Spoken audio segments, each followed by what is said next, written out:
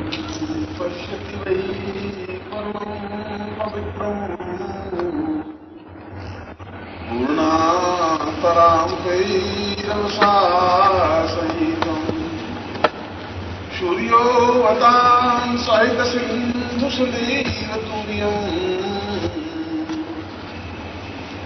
परापरं चाम्बुविदुं परा। जीवन में सर्वश्रेष्ठ विद्या के जानकार सूर्य, जिनसे सबसे पहले ब्रह्मा ने परा विद्या सीखने का प्रयत्न किया और जिस परा विद्या को संसार की सर्वश्रेष्ठ विद्या, संसार का सर्वश्रेष्ठ आधार और जीवन का सर्वश्रेष्ठ चिंतन कहा गया। यद्यपि छांदोग्योपनिषद और चाक्षुषोपनिषद में पराविद्या के बारे में संकेत तो अवश्य दिए हैं। यम और नचिकेता के कठोपनिषद में यदि आप कभी उपनिषद का अध्ययन करें तो मैं सोचता हूं कि जितने उपनिषद लिखे गए हैं उनमें सर्वश्रेष्ठ उपनिषद कठोपनिषद है, जिसमें यम और नचिकेता का परस्पर संवाद है। नचिकेता प्रश्न करता है और यम उनका उत्तर देते हैं और उसी प्रश्नोत्तर में नचिकेता एक महत्वपूर्ण प्रश्न कर लेते हैं। नचिकेता पूछते हैं, यमं पूर्वशूरं महितं वदेयं मृत्योर्विनश्यति मां पवितं सहेवम् आत्मं च देह भवितं सहितं सदा वै किं कारणैकूर्यतां सहितम्। आप मुझे ब्रह्म विद्या का उपदेश तो दे रहे हैं, यह मेरे जीवन का सौभाग्य है कि आपने मुझे ब्रह्म विद्या की जानकारी दी। आपने मुझे एक अणु से विराट तक पहुंचाने की क्षमता प्रदान की। आपने जीवन के उन रहस्यों को स्पष्ट करने का प्रयत्न किया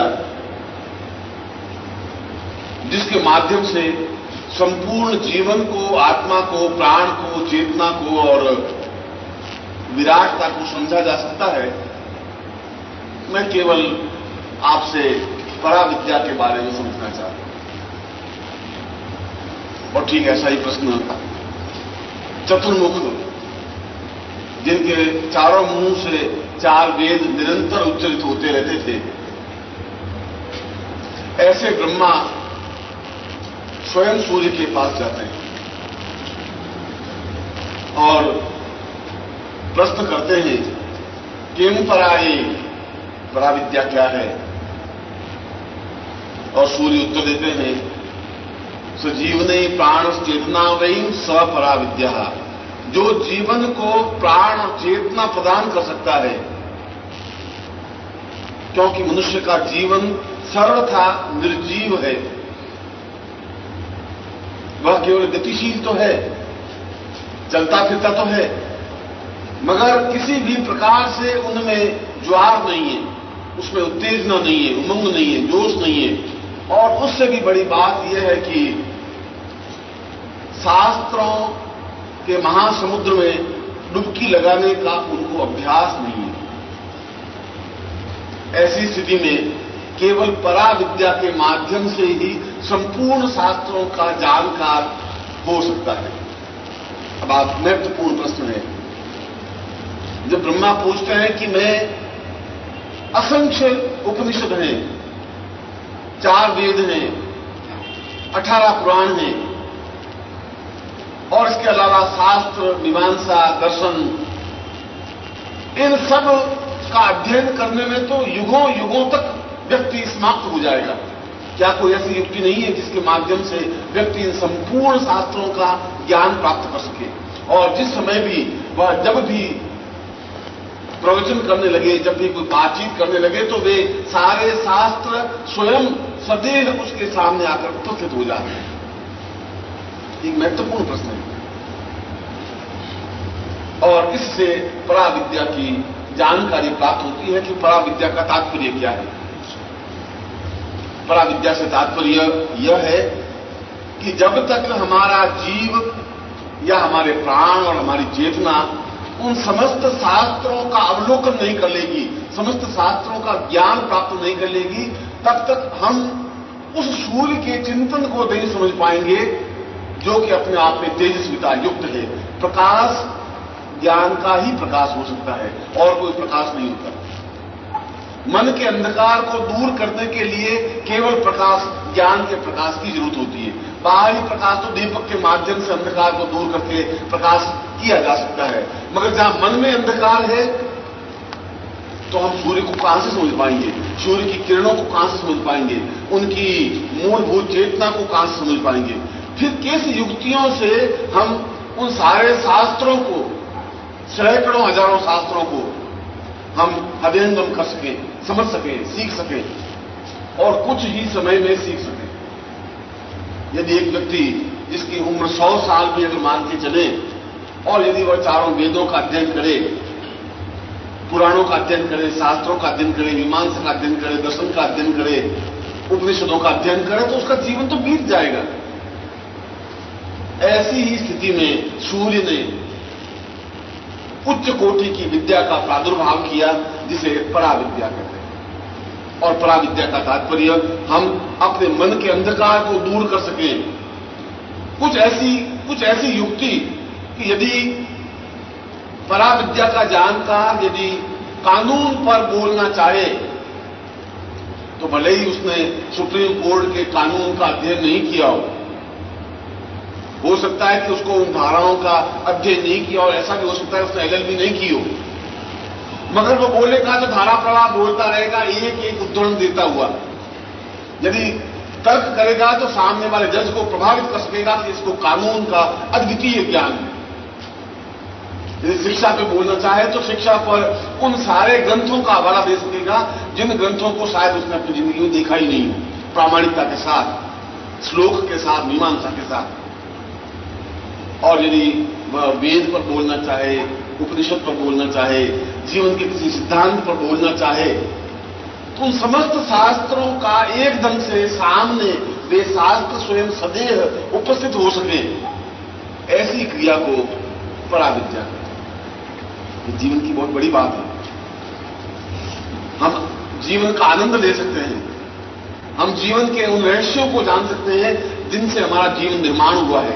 हम सूर्य के रहस्यों को जान सकते हैं उस चाक्षुषोपनिषद के माध्यम से। और उस चाक्षुषोपनिषद का प्रारंभ सूर्य स्वयं बोलते हैं,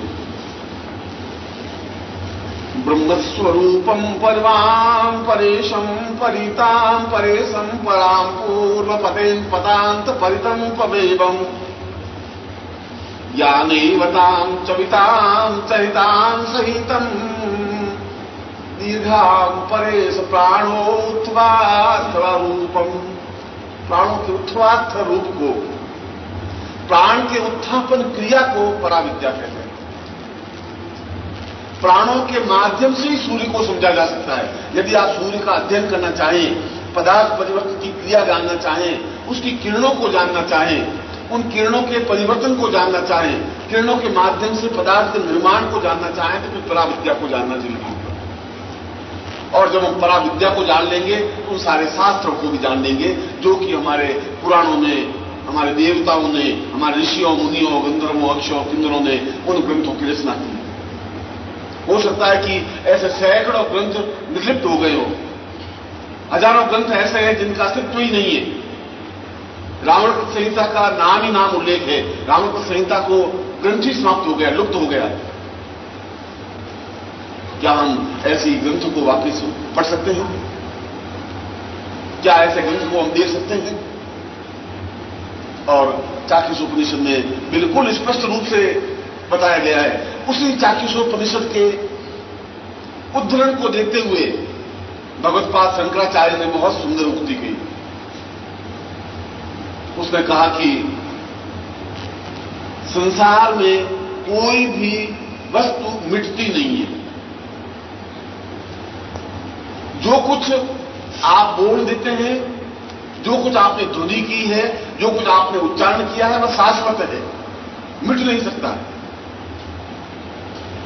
यदि मैंने आज आपके सामने प्रवचन कर रहा हूं और शंकर की मीमांसा के अनुसार उस तृतीय मयुग में जब शंकर सूर्य के चिंतन के बारे में समझाते हैं,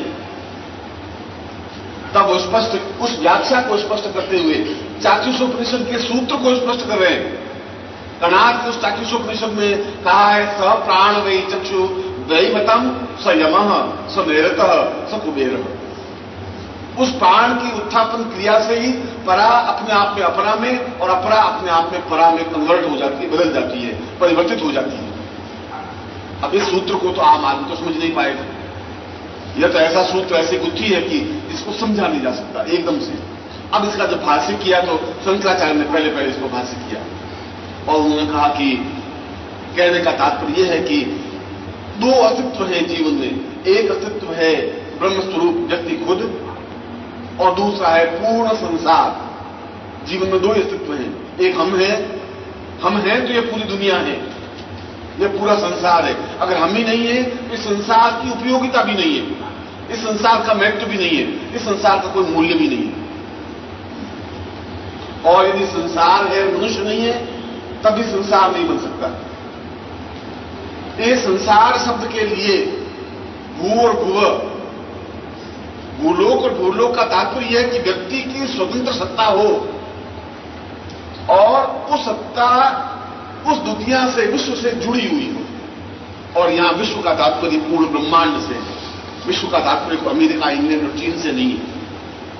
यहां विश्व का मतलब है कि उन समस्त देशों और ब्रह्मांड के उन लोकों में भी, जिसको चंद्रलोक, यमलोक, कुबेर लोक, यक्ष लोक या अन्य कई लोगों को, जैसा सुबह मैंने बताया, भू भुव स्व मह जन तप लोक सत्यम, उन समस्त लोकों की सत्ता मनुष्य में निहित है। और शंकर उसको समझाते हुए कह रहे हैं कि अगर मनुष्य एक बार बोल लेता है तो वह शब्द युगों युगों के लिए अमर हो जाता है, समाप्त नहीं हो सकता, टुकड़े नहीं हो सकता, उसको आप विभक्त नहीं कर सकते। यह एक बहुत बड़ी बात होगी। इसका मतलब तो यह हुआ कि यदि मैंने आपके सामने आज यह प्रवचन बोला, इसका मतलब तो अगले 400 वर्षों के बाद भी यह प्रवचन ज्यों का त्यों सुरक्षित है। शंकर के शब्दों में तो यह है। और शंकर को पाद पद्म प्रश्न कर रहे हैं, उनके शिष्य प्रश्न कर रहे हैं कि यह बात एक विचित्र है कि क्या शब्द जो एक बार उच्चारित हो गए वह शाश्वत है। शंकर ने कहा निश्चितम, निश्चय ही जब एक बार आदमी बोल लेता है, जो उच्चारण कर देता है, वो शब्द समाप्त नहीं हो सकता, क्योंकि शब्द ही ब्रह्म है और ब्रह्म के अस्तित्व को समाप्त नहीं किया जा सकता। ब्रह्म को मारा नहीं जा सकता, ब्रह्म को तोड़ा भी नहीं जा सकता, ब्रह्म के टुकड़े भी नहीं किए जा सकते, ब्रह्म का समाप्तिकरण भी नहीं किया जा सकता। और इसी ध्वनि पर, उसी चिंतन पर शंकराचार्य के शिष्य मंडन से प्रश्न करते हैं कि मैं उसी पराविद्या को जानने की चेष्टा में हूं गुरुदेव, कि जिसके माध्यम से मैं संसार के उन सारे शब्दों और रहस्यों को जान सकूं। इसका तात्पर्य तो यह हुआ कि द्वापर युग में महाभारत युद्ध हुआ और 18 दिन तक महाभारत युद्ध में कौरव और पांडव लड़ते रहे। मंडन से प्रश्न कर रहे हैं और उसकी सर्वोत्कृष्ट स्थिति, महाभारत जीवन का सबसे बड़ा अभिशाप रहा हिंदुस्तान का, जहां करोड़ों व्यक्ति कट करके मर गए, और जीवन का सबसे बड़ा सौभाग्य रहा कि उससे एक श्रीमद् भगवत गीता जैसा ग्रंथ निकल सका। ये दोनों बिल्कुल विपरीत ध्रुव, जहां पर युद्ध, जहां पर छल, जहां पर सब कुछ अपने आप में समाप्त करने की क्रिया हो गई, विलीन होने की क्रिया हो गई, मगर उसमें से भी उस भगवान कृष्ण ने अर्जुन को पूर्ण ज्ञान दिया। और ज्ञान का मतलब धर्म क्षेत्र कुरुक्षेत्र संवेता युद्ध से लगा करके माम का पांडवास्तेवा किम कुर्वन्ति संजय, इस गीता के प्रथम श्लोक से लगा करके और 18वें अध्याय के अंतिम श्लोक तक भगवान कृष्ण ने एक ही बात अर्जुन को कही कि तू कायर है, बुजदिल है, तू जो बैठा बैठा ये नहीं लड़ने की बात सोच रहा है, इससे ज्यादा कायरता कुछ नहीं हो सकती। तुम्हें केवल एक ही बात करनी है, तुझे लड़ना है, समृद्ध होना है, और अगर तू नहीं लड़ेगा तब भी ये मर जाएंगे, बचेंगे तो ये नहीं, और अगर लड़ेगा तब भी ये मर जाएंगे, मगर फिर तू विजय श्री प्राप्त क्यों नहीं करना। खैर, ये मंडन मिश्र की उक्ति की ये इसकी सर्वोत्कृष्ट कि भगवान कृष्ण ने गीता जैसी उत्तम कोटि के ग्रंथ को अपने मुंह से उच्चरित किया, तो क्या भगवत्पाद शंकराचार्य हम उन शब्दों को, अगर वे मरे ही नहीं शब्द, वे शब्द तो जीवित हैं, तो क्या हम कृष्ण के ठीक उसी शब्दों को वापस सुन सकते हैं? आप कह रहे शब्द नहीं मरे, तो शब्द तो है ही ब्रह्मांड में, और उस कृष्ण ने जो कुछ कहा, जिस टोन में, जिस ध्वनि में उच्चारण किया, गीता को हम उच्चारण करते हैं कर्मण्य वादिका नस्ते माम फलेषु कदाचन, ये तो हमारा उच्चारण है। क्या हम श्री कृष्ण के शब्दों में ही उस उच्चारण को क्या वापस सुन सकते हैं? शंकराचार्य ने कहा निश्चित ही सुन सकते हैं। यही नहीं, हम तो यह भी सुन सकते हैं कि प्रारंभ में जब आर्य आए और सिंधु नदी के किनारे उन्होंने बैठ करके जिन वेद की ऋचाओं का अध्ययन किया, जिन वेद की ऋचाओं का निर्माण किया, पहली बार जिन वेद की ऋचाओं को उच्चरित किया, उन व्यास, उन अत्रि, उन कणाद, उन पुलस्त्य, उन भारद्वाज और उन वशिष्ठ विश्वामित्र के उसी मुंह से उच्चरे हुए उच्चरित शब्द वापिस सुन सकते हैं। ऐसी क्रिया को कि ब्रह्मांड में जो फैले हुए शब्द हैं, उन शब्दों को पूंजीभूत करके वापिस सुनने की क्रिया और उच्चारित करने की क्रिया पराविद्या कहलाती है। आप सुन लीजिए, पराविद्या किसे कहते हैं? क्योंकि शास्त्र कहां तक अध्ययन करेंगे, मगर शास्त्र जब भी रचा गया उसका उच्चारण तो हुआ ही होगा। वेद जब रचा गया तो वेदों का उच्चारण तो हुआ ही होगा। विभिन्न सूत्रों से बिखरे हुए मंत्रों को एकत्र करके उन चारों वेदों की रचना कर दी, पुराणों की रचना कर दी। आकर सिंधु नदी के किनारे किसी ऋषि ने उन वेद मंत्रों का सस्वर सघोष उच्चारण किया होगा, और जब उच्चारण किया तो वे शब्द वायुमंडल में फैले, और वे जो शब्द वायुमंडल में फैले तो इसका तात्पर्य है कि वे शब्द वायुमंडल में हैं, क्योंकि शब्द तो ब्रह्म है, शब्द मिट नहीं सकता, शब्द मर भी नहीं सकता। आवश्यकता है कि उस शब्द को वापस पकड़ सके, और पकड़ सके उसी शब्दों को पकड़ सके। और साइंस भी इसी बात को स्वीकार करता है कि यदि बंबई में लता मंगेशकर एक गाना गाती है तो हम रेडियो के माध्यम से उन शब्दों को सुन सकते हैं। यहां तो कोई आवाज तो सैकड़ों आवाज है, मैं जहां बैठा हूं यहां पर केवल वही आवाज नहीं है, मेरे यहां से 2 इंच पर लता मंगेशकर का गाना भी इस समय चल रहा है, और एक भाषण भी चल रहा है नेता का, और एक शास्त्रीय संगीत भी चल रहा है, और रेगन का भी एक रिकॉर्ड चल रहा है। ये सारे शब्द यहां हैं, मेरे सामने हैं। मैं सुई को घुमाऊंगा और जो बंबई पर लगाऊंगा तो मुझे वो गाना सुनाई देगा, थोड़ी सी सुई घुमा दूंगा तब वो यंत्र दूसरे प्रकार की दुनिया को पकड़ने लगेगा, क्योंकि दुनिया मरी नहीं है, दुनिया जिंदा है। अगर मर गई होती तो बंबई से यहां से दुनिया आने में तो बिखर जाती दुनिया, मगर उस यंत्र के माध्यम से हम उन दुनिया को पकड़ रहे हैं, सुन रहे हैं। मुंबई तो बहुत दूर है, और वहां से यहां तक कोई बीच में माध्यम नहीं है, कोई तार नहीं लगा हुआ है, और हम केवल वही ध्वनि पकड़ रहे हैं। यद्यपि यहां पर 50 तरह की दुनिया मेरे सामने है, हम देख नहीं पा रहे हैं, यह अलग बात है। दुनिया को देखा नहीं जा सकता, ध्वनि तो अनुभव करने की, श्रवण करने की पद्धति है। अगर उस ध्वनि को पकड़ सकते हैं तो उन ध्वनियों को भी पकड़ सकते हैं जो आज से 10,000 वर्ष पहले उच्चरित हुई होंगी। और रूस और अमेरिका में इस पर विशेष प्रयोग और परीक्षण हो रहे हैं, और उन परीक्षणों के आधार पर उन्होंने इस बात को निश्चय किया है कि आज से 10,000 वर्ष पहले भी यदि कुछ ध्वनियां उच्चरित हुई हैं तो वे ध्वनियां ज्यों कि क्यों हम वापस पकड़ सकते हैं, कैच कर सकते हैं, सुन सकते हैं। और यदि ऐसा हो गया तब तो ये बहुत बड़ा एक परिवर्तन, एक विश्व का बहुत बड़ा परिवर्तन हो जाएगा। बहुत बड़ा परिवर्तन नहीं हो जाएगा, हो गया है। रेडियो और टेलीविजन तो आपके सामने है। इस परिवर्तन को साइंस की भाषा में भी हम देख सकते हैं, क्योंकि उस यंत्र में पकड़ने की और व्यक्त करने की क्रिया है। मगर क्या हम प्राणों के माध्यम से भी उस आवाज को पकड़ सकते हैं? क्योंकि वह जो दुनिया पकड़ रहा है, वह दुनिया तो केवल वर्तमान की ध्वनि को पकड़ रहा है। अभी मैं गाना गाऊं तो वो गाना सुनाई देगा। अगर मैं अभी गाना नहीं गाऊं तो फिर अभी गाना सुनाई नहीं देगा।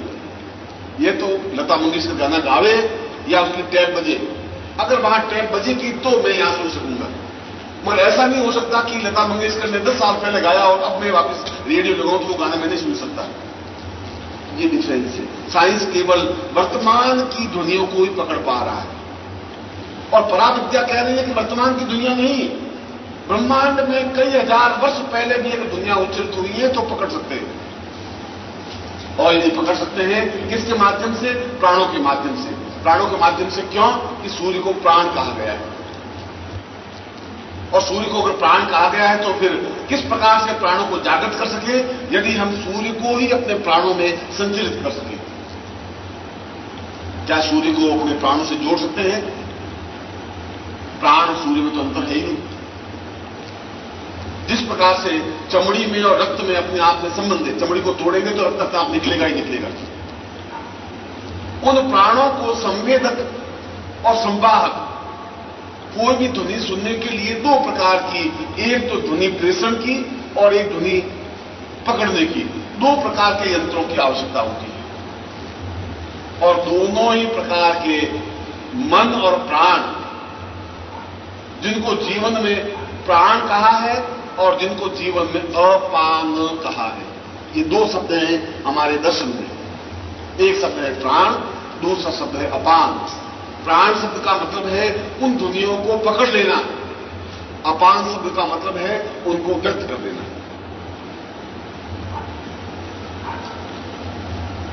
और यदि हम इस पराविद्या के प्राण और अपान दोनों क्रियाओं को सीख लें तो इसका तात्पर्य यह हुआ कि आज से कई हजार वर्ष पहले जो कुछ भी वेद, जो कुछ भी मंत्र, जो कुछ भी साइंस, जो कुछ भी नागार्जुन ने स्वर्ण बनाने की पद्धति, प्रक्रिया है, जो कुछ भी कालिदास में मेघदूत के माध्यम से काव्य रचना, जितनी भी दुनिया, काव्य, ग्रंथ, जो कुछ लिखे गए, उनको हम प्राणों के माध्यम से पकड़ करके अपान के माध्यम से सुन सकते हैं, व्यक्त कर सकते हैं। और जब सुनना और व्यक्त करने की क्रिया आ जाती है तो फिर वह प्रवचन करते समय किसी भी उपनिषद की व्याख्या को, उपनिषद के श्लोक को तुरंत उच्चरित कर सकता है। फिर उसके लिए याद करने की जरूरत नहीं कि उस चाक्षुषोपनिषद के तीसरे मंडल में चौथा श्लोक क्या है, ऐसी जरूरत नहीं है। इसलिए जरूरत नहीं है कि प्राण तो संवाहक है ही, अब प्राण की क्रिया जोड़ दी, मुझे तो सुई घुमानी है, बस सुई उस उंगली पे लग जानी चाहिए, इसलिए उस उंगली के इशारे को थोड़ा घुमाना है, और मुझे प्राण को घुमाना है कि छांदोग्य उपनिषद के तीसरा मंडल का चौथा श्लोक, और तुरंत मुंह उच्चरित अपान बोलेगा, यावेवतं च पवितां परमैः सैवम्। अब कुछ सोचने की जरूरत नहीं पड़ी, याद करने की भी वो क्या श्लोक, ऐसा कुछ नहीं। वह तो एक सुई को जॉइंट पॉइंट लगाया नहीं, जॉइंट पॉइंट लगाते ही अपान का मतलब है वही श्लोक उच्चरित होगा जो श्लोक आपने सोचा है। यह मामूली बात नहीं है। इसके माध्यम से तो यह हो जाएगा कि इतिहास में गोपनीय बातें क्या क्या हुई। इंग्लैंड के इतिहास में जॉर्ज फर्स्ट ने अपने प्रेम के लिए पूरे ठुकरा दिया, पूरे राज्य को, इंग्लैंड के राज्य को ठुकरा दिया, तो आखिर क्या आपस में बातें हुई जिसकी वजह से इतना बड़ा त्याग कर दिया। और इसका मतलब तो ये हुआ कि ऋषियों ने आपस में क्या क्या बातें की। इस बात को भी सुन सकते हैं कि राम और सीता पर्णकुटी में बैठे कौन सी चर्चा में संलग्न थे। फिर तो सब कुछ असंभव है ही नहीं। फिर तो हम उन दुनिया को जो वाल्मीकि नहीं बता पाए वो भी हम सुन सकते हैं और व्यक्त कर सकते हैं। और व्यक्त कर सकते हैं, क्योंकि इसके लिए उन दोनों क्रियाओं को, प्राण और अपान को जागृत करने की जरूरत है। और कणाद ने कहा है कि व्यक्ति वही है, ब्रह्म से साक्षात्कार करने के बाद ही व्यक्ति प्राण और अपान को जागृत कर सके और सूर्य को अपने शरीर में समाहित कर सके। क्या सूर्य को किस प्रकार से समाहित करें, किस जगह समाहित करें, किस बिंदु पर समाहित करें? इतने बड़े तेजस्विता युक्त जो आग का अपने आप में गोला है, जिसको कहते हैं कि अत्यंत ही प्रखर तेजस्विता युक्त है, क्या उसको प्राणों में संजीवन ले सकते हैं? और हम उसको प्राणों में तेजस्विता युक्त ले सकते हैं। उन परा अपरा विद्या की क्रियाएं आगे जाकर के पंचांगुली साधनाएं बनी और छोटी छोटी कर्ण पिशाचनी साधनाएं बनी। ये सब जो क्षुद्र साधनाएं बनी, उन प्राण अपान क्रिया के निम्न बाई प्रोडक्ट हैं, बाई प्रोडक्ट हैं, बस यूं समझिए। जब व्यक्ति कान में उंगली डाल करके पूछता है क्या बात हुई, तो तुरंत जवाब मिल जाता है कि ये बात हुई क्या है। वो शब्द दुनिया तो निकल गई, क्योंकि बातचीत तो कभी हुई होगी, आज से 6 साल पहले, घटना तो 6 साल पहले घटी होगी, और वो पूछ रहा है क्या हो रहा है, क्या हो रहा है, और उनका ऐसा हो रहा है, ये शब्द क्या है? 6 साल पहले जो दुनिया हुई वो कानों से टकरा रही है। ये उच्च कोटि की विद्या का निम्न स्तर रूप है। और ऐसे सैकड़ों आपने कर्ण पिशाचनी सिद्ध किए हुए छोटे मोटे योगी ये तो मिल जाएंगे आपको हर गली कूचे में, जो कि किसी के मन की बात या कोई घटना घटी हुई बात को सुन सकते हैं और कह सकते हैं, या पंचांगुली साधना के माध्यम से, या कच्चे कलवे के माध्यम से, या छोटे मोटे टोने टोटकों के माध्यम से इन चीजों को सीखा जा सकता है। और इन चीजों को सीखें तो आप प्राण अपान तो सीखें नहीं सीखें, पर इन चीज के माध्यम से तो आप सिद्ध योगी बन ही सकते हैं। यह भी बहुत बड़ी बात है। मगर वो तो कह रहे हैं कि ये 2, 4, 6, 10 साल की बात नहीं, हजारों वर्ष पहले की घटनाओं को भी देख सकते हैं, सुन सकते हैं। संजय वहां बैठा बैठा, दिल्ली में बैठा बैठा और कुरुक्षेत्र की घटनाओं को देख रहा था। किम कुर्वता संजय धृतराष्ट्र पूछ रहे हैं, किम कुर्वता, मेरे पुत्र कुरुक्षेत्र में खड़े खड़े क्या कर रहे हैं? और संजय पूरी बात बताता जा रहा है कि अब अर्जुन आगे बढ़ा है, अब उसने गांडी में तीर चलाया है, अब वो तीर भीष्म को लगा है। वो सब बैठा बैठा देख रहा है, बीच में तो 300 मील का डिफरेंस है। परार अपरा विद्या का तात्पर्य है कि उन घटनाओं को देख सकते हैं, उन घटनाओं को सुन सकते हैं, उन घटनाओं को व्यक्त कर सकते हैं। मैं सोचता हूं कि मैंने आपके सामने प्राण और अपान क्रिया को स्पष्ट रूप से समझाने की कोशिश की है कि तात्पर्य क्या है। और अब प्रश्न है कि इन प्राण और अपान क्रिया को कैसे हम व्यक्त करें, कैसे सीखें, क्या करें, किस तरीके से प्राण अपान क्रिया को स्पष्ट करें। और इसका उत्तर भी कणाद कहते हैं कि सूर्य के मंडल को, सूर्य को नहीं, क्योंकि सूर्य के तो 7 मंडल हैं जिनको सप्त घोड़ा कहा है, सप्तस्व।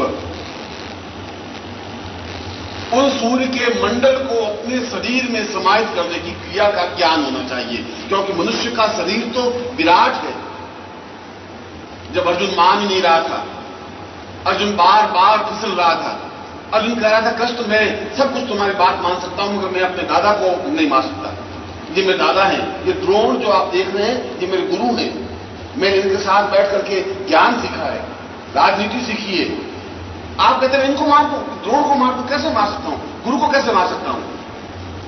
ये मेरे भीष्म है, मेरे पितामह है, दादा हैं, इनकी गोदी में मैं बड़ा हुआ हूं, इनको मैं तीर कैसे लगा दूं? प्रश्न कह रहे हैं कि तुम बहुत अबोध हो, शायद तुमने देखा नहीं, मनुष्य के विराट स्वरूप को नहीं देखा। और उस 10वें अध्याय में गीता के उस कृष्ण खुद अपने विराट स्वरूप को उसके सामने स्पष्ट कर देते हैं कि तुम देख, अब तुम देख कि तुम क्या कर रहा है। और अर्जुन देख रहा है कि जो कुछ भी घटनाएं हैं वह तो मर रहे हैं, अपने आप मर रहे हैं, अपने आप समाप्त हो रहे हैं। महाभारत युद्ध तो अपने आप से मिट रहा है। अर्जुन कहते क्या हो रहा है? ये सब कुछ होने वाला है, तू बड़ी मार या मत मार। अगर तू नहीं मारता है तो पराजय का कारण तू बन जाएगा, कतक नहीं बन जाएगा। जीवन भर अपराध बोध से ग्रस्त रहेगा, ये मरेंगे तो जरूर। पवित्र पिता तो यही है। उस विराट सत्ता को, क्योंकि मनुष्य का शरीर अपने आप में इतना विराट है, उस विराट में तो एक सूर्य नहीं, असंख्यों सूर्य समाहित हो सकते हैं। एक सूर्य की कल्पना तो मामूली बात है, असंख्य सूर्य समाहित हो सकते हैं अगर मनुष्य का शरीर के प्राणोत्थान क्रिया हो जाए। आवश्यकता है प्राणोत्थान क्रिया की। तो क्या प्राण हार्ट और हृदय से अलग है? हृदय तो बिल्कुल अलग चीज है। हृदय का प्राणों से कोई संबंध नहीं। तीन मूलभूत तथ्य हैं, हृदय आपका, प्राण और मन। केवल हृदय की सत्ता को ही विज्ञान समझ पाया है, मगर मन की सत्ता को तो समझ नहीं पाया कि शरीर में मन कहां पर है। पूरे चिकित्सा विज्ञान बहुत ऊंचाई पर पहुंचने के बाद भी, पूरे शरीर के पुर्जे पुर्जे को खोलने के बाद भी वो ये नहीं बता पा रहा है कि मन कहां पर है, कौन सा मांस का पिंड है जिसको मन कहते हैं। अब ये नहीं कह सकते मन होता ही नहीं। मन तो है, मेरा मन है इसमें मुंबई जाने का मन हो रहा है, और इसमें मेरा मन मिठाई खाने का हो रहा है। आखिर कुछ न कुछ तो है ही जो हो रहा है, फिर वो मन है कहां? वो चिकित्सा विज्ञान कहते हैं मन तो होता ही नहीं। मैं कह रहा हूं मन क्या? मतलब पूरे सारे व्यक्ति ये कहते हैं कि मेरा मन आज बड़ा उदास है, आज कुछ अच्छा नहीं लग रहा है, आज मेरा मन कुछ बाहर घूमने का हो रहा है। फिर ये जो क्रिया हो रही है, ये क्रिया कहां से हो रही है? और जिस प्रकार से चिकित्सा विज्ञान मन को समझ नहीं पाया है, उसी प्रकार से प्राणों को भी समझ नहीं पाया है। प्राण जीवन की धड़कन नहीं है, वो तो हृदय की धड़कन है। हृदय धड़क रहा है तो प्राण जिंदगी चल रही है। मगर क्या हृदय के धड़कने के साथ साथ प्राण समाप्त हो जाते हैं? ऐसा तो नहीं समाप्त होते। इसलिए समाप्त नहीं होते कि परकाया प्रवेश में तो प्राण धड़कते ही नहीं और उसके बाद भी जिंदा रहते हैं। इसलिए तीनों चीजें अलग अलग हैं। हृदय अलग है, मन अलग है, प्राण अलग है। इस प्राणों को जागृति देने की क्रिया और प्राणों को जागृति देने से ही सूर्य को शरीर में समाहित करने की क्रिया होती है। मैं बहुत सरल भाषा में आपको समझा रहा हूं, क्योंकि विषय अपने आप में इतना गुरु और गूढ़ है कि इसको संस्कृत में तो समझाया ही नहीं जा सकता।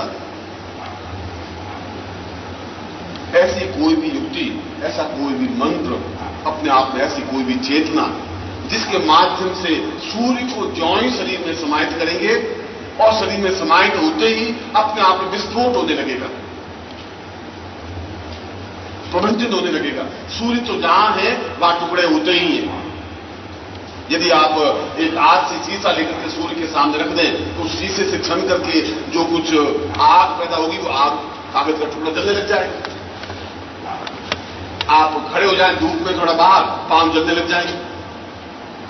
यह जो आग की सत्ता है, यह अपने आप में सूर्य का तेजस्वी का रूप है। उस सूर्य को हम अपने प्राणों में इकट्ठा कर सके, एकत्र कर सके, और ज्यों ही होंगे वो प्राण अपने आप में टुकड़े होने लगेंगे, प्राणों का विखंडन शुरू हो जाएगा। और जब प्राणों का विखंडन होगा तो प्राण पूरे ब्रह्मांड में फैल जाएंगे, और पूरे ब्रह्मांड में फैलने की क्रिया पराविद्या कहलाएगी। कि ब्रह्मांड की कोई भी हलचल, कौन सी घटना घटी, उस घटना को सुनना और समझना और कहना, यह पराविद्या का मूलभूत स्वरूप है। मगर इसके लिए तो जरूरी है कि सूर्य को शरीर में स्थापन करें, प्राणों में स्थापन करें, और स्थापन करके प्राणों का विखंडन शुरू करें। क्या कोई ऐसी युक्ति है? क्या आम आदमी सूर्य के मंडल को अपने शरीर में समाहित कर सकता है? और मैं कह रहा हूं कि आम आदमी ही सूर्य को स्थापन कर सकता है। जो सरल है, बिल्कुल सरल व्यक्ति जिसको ज्ञान नहीं है, उसको भी उस सुई घुमाने की, रेडियो घुमाने का ज्ञान केवल सीखने से उस रेडियो को चला देगा। उसके लिए कोई विशेष उसकी सारी रेडियो बनाने की पद्धति सीखने की जरूरत नहीं है। उस गाना सुनने के लिए उसकी सारी मशीनरी को सीखना और जोड़ने की क्रिया का ज्ञान करने की जरूरत नहीं है। उसको केवल इतना ज्ञान है कि 22 पॉइंट पर लगाने से आपको ये स्टेशन लग जाता है और यहां पर लगाने से आपको शिलोंग लग जाता है। यही सीखना है। और यही सीखना है कि इन क्रियाओं को हम कैसे समझें। और इसके लिए एक विशेष मंत्र है जिसको प्राणोत्थान मंत्र कहा गया है, प्राण चेतना मंत्र कहा गया है, या तीसरे शब्दों में प्राण विखंडन मंत्र कहा गया है। हम प्राणों को विखंडन करने की क्रिया प्रारंभ करें, क्योंकि मंत्रों के माध्यम से ही, मंत्र है, शब्द है, मैंने अभी ये बताया कि शब्द ही पूरे संसार में व्याप्त है और शब्दों को शब्दों के माध्यम से ही पकड़ सकते हैं।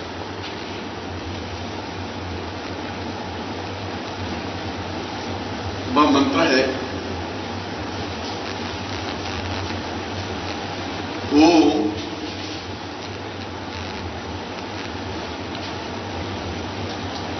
तच्चक्षुर्दे। तो बोर्ड पे तो लिख देंगे जी, मगर मैं आपको अभी तो बोल देता हूं कि कागज में नहीं बोल तो लेता हूं। ओम तच्चक्षुर्दे, तच्चक्षुर्दे वही तम पुरस्तात् शुक्र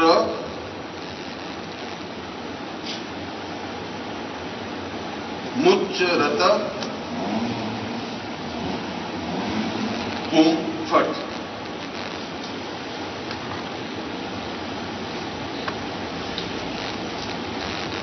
मैं अगर जोरों से मुक्की यहां मारता हूं तो सीधा एक विखंडन होता है, इसका टुकड़े अलग अलग हो जाएंगे। ये बिल्कुल अलग टूट के गिर जाएगा, ये अलग गिर जाएगा, ये अलग गिर जाएगा, ये अलग गिर जाएगा। विखंडन जोर से प्रहार करने की क्रिया है। अगर जोरों से कांच की गिलास में जोर से प्रहार किया जाए तो उसके 100 टुकड़े हो जाएंगे, विखंडन हो जाएगा। अणुबम का आविष्कार और अणुबम की थ्योरी कणाद के सिद्धांत के ऊपर ही आधारित है, जहां अणु के टुकड़े किए जाते हैं। कणाद ने सबसे पहले बताया कि अणु अपने आप में विखंडन है, अणु के टुकड़े हो सकते हैं। और विज्ञान कह रहा था सन 42 तत्वों की अणु के टुकड़े हो ही सकते हैं। अणु तो अंतिम सत्ता है पदार्थ की। आइंस्टीन ने कहा कि नहीं, अगर भारतवर्ष कह रहा है कि अणु के टुकड़े हो सकते हैं तो फिर अणु के टुकड़े जरूर हो सकते हैं। और आइंस्टीन ने पहली बार अणु के टुकड़े करके उसको परमाणु बना दिया। और एक अणु और एक परमाणु, परमाणु कितना होता है, कितना लंबा चौड़ा होता है? परमाणु का तात्पर्य यह कि अगर एक परमाणु दिल्ली के ऊपर गिर जाए, केवल एक परमाणु बम, तो दिल्ली का अस्तित्व इस संसार में रहेगा नहीं कि इस जगह दिल्ली था। दिल्ली नहीं, दिल्ली के ठीक हरियाणा के बॉर्डर, पंजाब के बॉर्डर तक का भी कोई अस्तित्व नहीं रहेगा। पेड़ पौधा, पशु पक्षी, मकान, कुछ भी नहीं रह सकता। ये भी हम लोकेट नहीं कर सकते कि कनॉट प्लेस यहां पर था या यहां पर कोई चीज थी। केवल एक बम के प्रहार से 1 करोड़ की आबादी बर्बाद हो सकती है और 20 फीट गड्ढे, बड़े 20-20, 30-30 फीट गड्ढे बन जाएंगे। और इतने बड़े लोहे के जंगले और लोहे के मकान और पत्थरों के मकान तो चूर्ण हो जाएंगे, पत्थरों का ढेर बन जाएंगे, एक ऐसे जैसे बालू की रेत है। किससे होगा ये परमाणु बम गिराने से। परमाणु बम कितना बड़ा होता है? एक सुई की नोक पर 400 परमाणु आते हैं। एक सुई की नोक बात कर रहा हूं मैं, सुई की नोक पर 400 परमाणु इकट्ठे किए जा सकते हैं। होता क्या है कि ज्यों ही परमाणु गिरता है उसका विखंडन प्रारंभ हो जाता है, और ज्यों ही विखंडन प्रारंभ होता है तो इतनी हीट, इतनी गर्मी, इतनी इसमें ताकत आ जाती है कि सब कुछ तोड़ फोड़ देता है।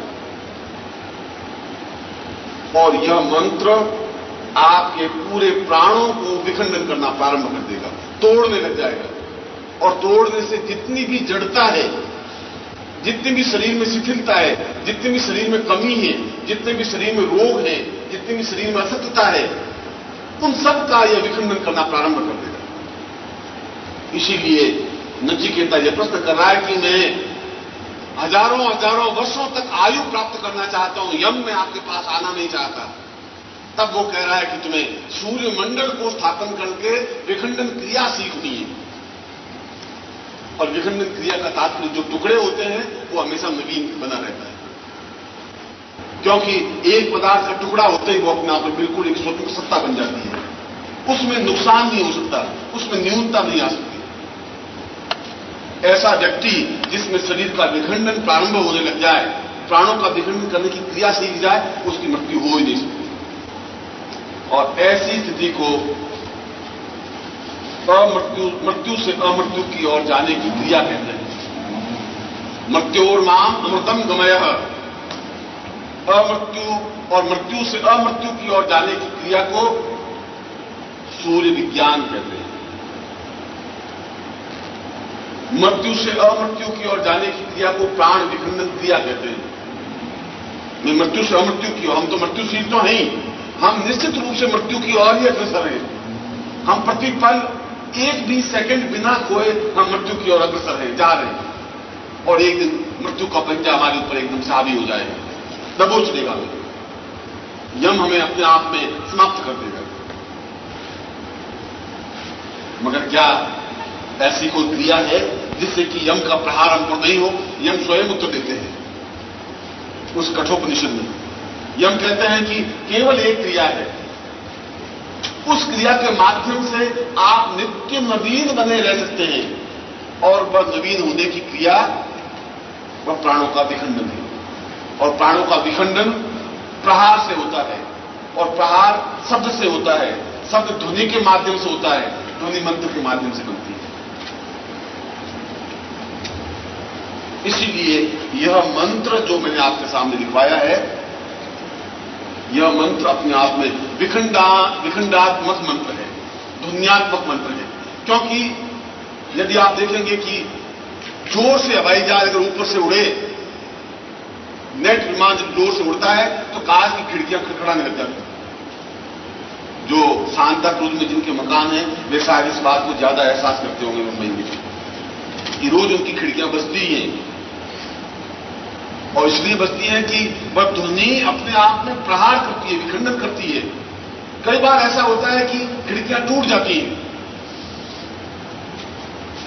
कई बार ऐसा होता है कि सैकड़ों गर्भवती स्त्रियों के बच्चे गिर जाते हैं उस ध्वनि के आघात से। ये सब क्रिया फोर्स है ध्वनि का, प्रहार है ध्वनि का, और ध्वनि शब्द के माध्यम से बनती है। अगर शब्द नहीं है तो ध्वनि नहीं बन सकती। और हमने शास्त्रों में शब्द को ब्रह्म कहा गया है, शब्द को ही ब्रह्म कहा है। ब्रह्म का तात्पर्य ही जीवन का विखंडन है। ब्रह्म को जीवन का आनंद कहा गया है, जीवन का ऐश्वर्य कहा गया है, जीवन की पूर्णता कही गई है शब्द के माध्यम से। कालिदास कह रहे हैं प्रारंभ में, वागर्था संप्रक्तो वागर्था प्रतिपत्तये जगता पितरो वंदे पार्वती परमेश्वरो। वाक अर्थ, आप बोलेंगे तो बोलते ही उसका अर्थ बनेगा ही। ऐसा हो नहीं सकता कि आप बोले अर्थ नहीं बने। मैं कहूं पानी, जो बोला और इसका अर्थ बन गया कि एक ऐसा तरल पदार्थ जो पीने से प्यास बुझती है, बोलते ही अर्थ बनेगा। वाक अर्थ। और दूसरा कालिदास कह रहे हैं वागर्था जो संप्रक्तु, जब वाक बनेगा तो अर्थ बनेगा, जब वाक बनेगा तो प्रहार बनेगा। अगर मैं आपको गाली दूं, जो ही शब्द बोलूं गाली का, आपको प्रहार होगा, एकदम से एहसास होगा। ठीक है, मैं तो आपको हाथ तो लगाऊंगा नहीं, आप मुझसे दूर बैठे। मैं तो केवल यहां से एक शब्द का पत्थर फेंकूंगा, एक मां की गाली बोलूंगा जोर से, और बोलते ही आपको एकदम गुस्सा आएगा और एकदम से खड़े हो जाएंगे कि आपको और से बात करनी चाहिए। क्या समझ रखा है आपने? भाई मैंने तो आपके हाथ ही नहीं लगाया है, मैंने कुछ कहा नहीं है। एक प्रहार किया है, और प्रहार किया है शब्द के माध्यम से। इसका मतलब है शब्द का प्रहार बहुत तीव्र होता है। कौन से शब्द का? जो आपके प्राणों को तोड़ सके। अगर आपको उत्तेजित करना है, आपको एकदम से आपकी आंखें लाल सुर्ख कर देनी है, आपको तेरा चेहरा तमतमाना है, तो फिर उस शब्द का प्रयोग करना पड़ेगा जिसको मां की गाली कहते हैं। अन्यथा अगर मैं कहूंगा बकरी या दूध या गाय, तब तो उत्तेजित होंगे नहीं आप। जो शब्द आपको तोड़ सके, प्राणों को तोड़ सके, उस शब्द का प्रयोग करना पड़ेगा। और आप एकदम से क्रोधित हो जाएंगे, लाल सुर्ख हो जाएंगे, एकदम से खड़े हो जाएंगे, मुट्ठियां बन जाएगी आपकी। ये सब क्रिया इसलिए हुई है कि मैंने प्रहार किया है शब्द का, और शब्द प्राणों से जाके टकराया है।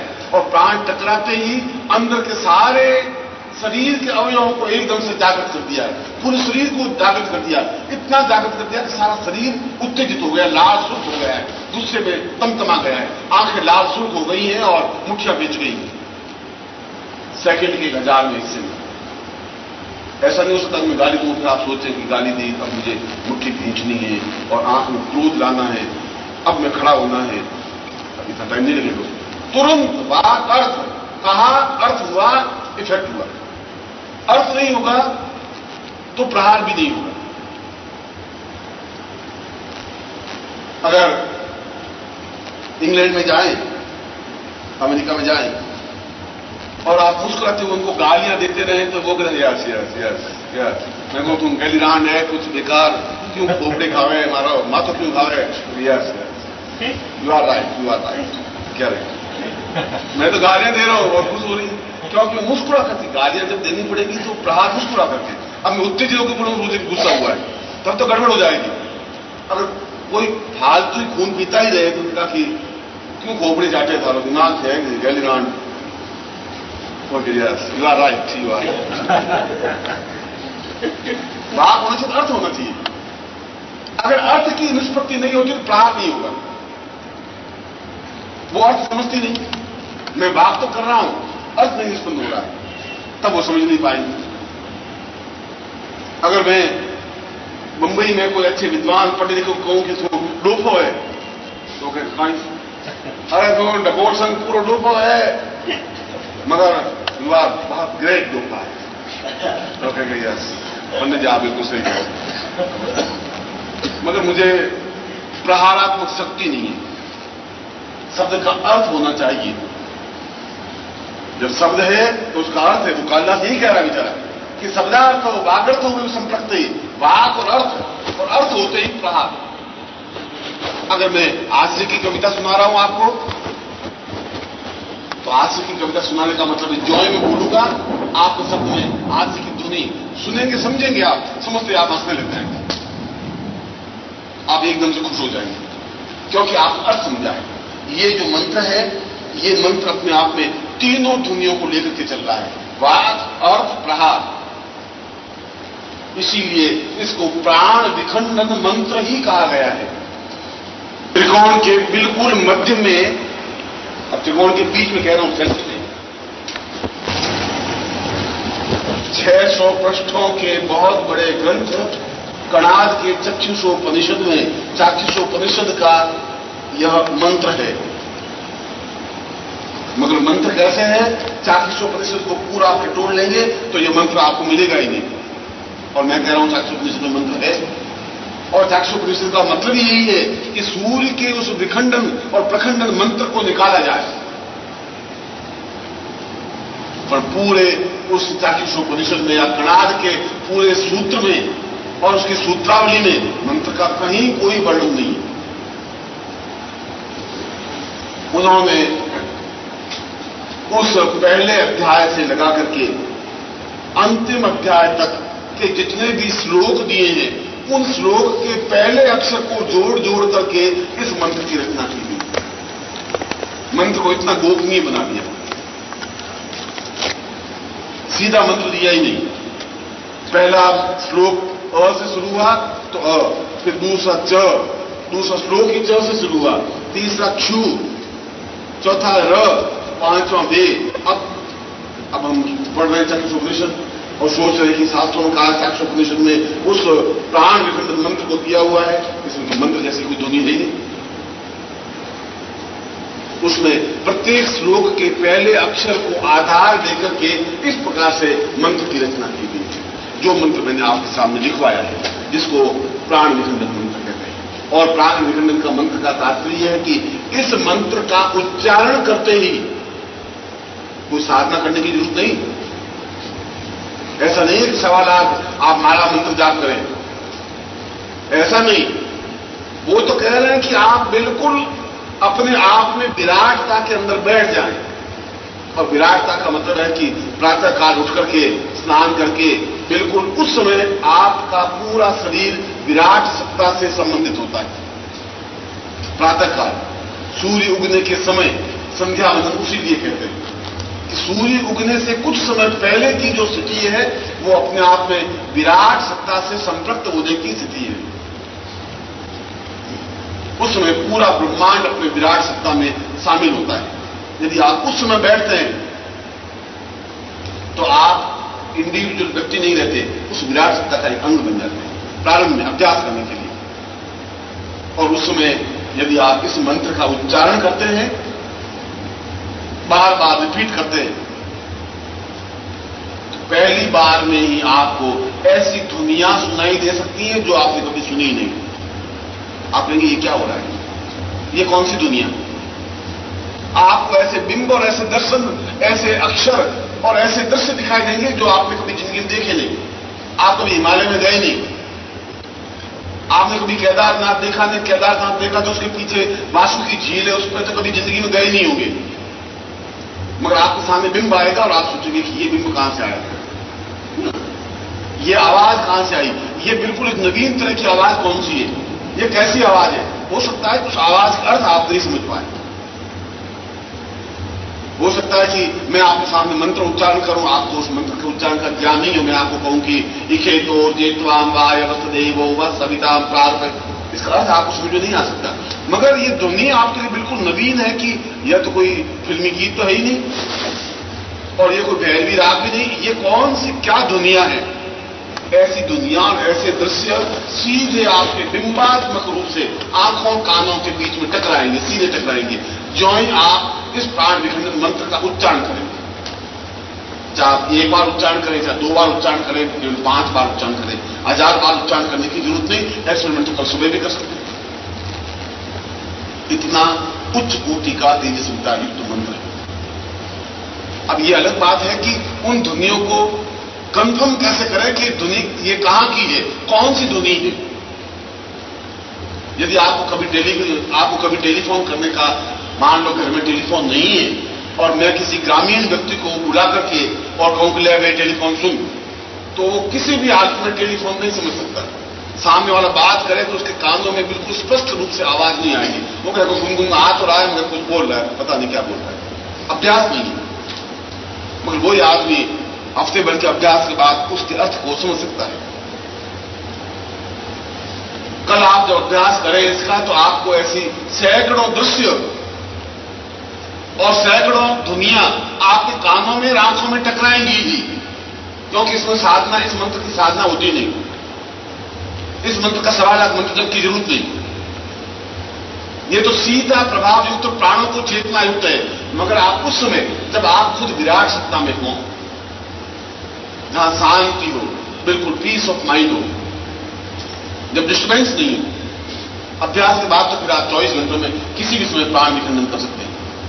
मगर उस समय आपके अभी तक तो जो होगा वो आपको जो ध्वनियां आएंगी वो आप सुनेंगे, मगर किसी व्यक्ति विशेष की ध्वनि ही सुननी है, वो आगे की बात है, वो आगे की क्रिया है।